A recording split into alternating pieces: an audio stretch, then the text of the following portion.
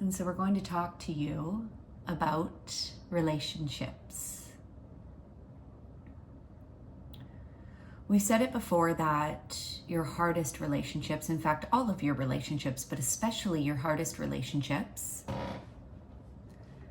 these will be your greatest mirrors. What do we mean by that? Well, first, let's start with the nervous system. You may know a little bit about the nervous system. We want to give you a deeper understanding in order to understand how your relationships work on your path. When you come into this world, your soul chooses to enter, and you begin to develop in your mother's stomach.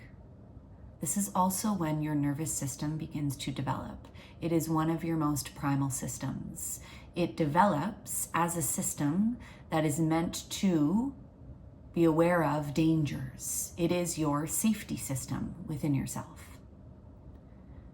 And so from the time of conception, you begin to develop your nervous system.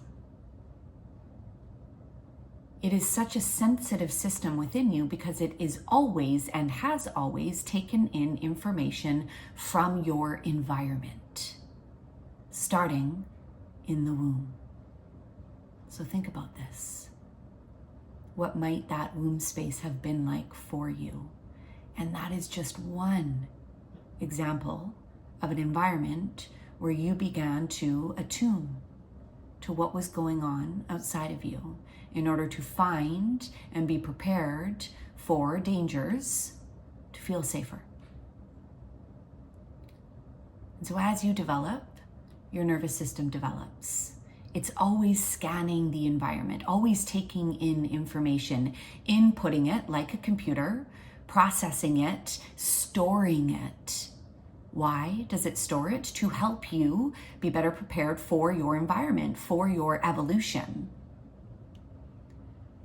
And your nervous system continues to develop. It continues to tell you this information. It continues to store information so you get better at adapting. We want you to think of your nervous system like the branches of a tree. Your tree being the channel, your main energy centers located in that channel. Your root, your sacral, your solar plexus, your heart, your throat, your third eye, your crown. Think about those energy centers located on the trunk of that tree. Think about the branches that connect to the greenery. The branches you could think of as your nervous system. It connects everything in your body, your organs, your muscles, your tissues. Everything is connected, and the nervous system are the circuits.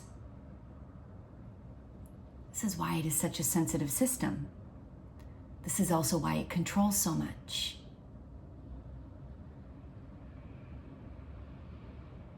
And so as you grow, as you develop, your nervous system is constantly taking in these pieces, inputting this information, storing it. And this is where triggers come along. Because when you are in these relationships with others and you get these triggers, these activations that show up in your relationships, this is an indicator to you that your nervous system is saying something is not safe in this moment. And it doesn't necessarily mean that that external piece, that person is not safe. It means there is an energy that feels familiar in an unsafe way. In a way where your nervous system has taken in that information when you were younger and stored it saying danger. Or took it in and couldn't complete the cycle, stored it, put it somewhere for it to be later processed.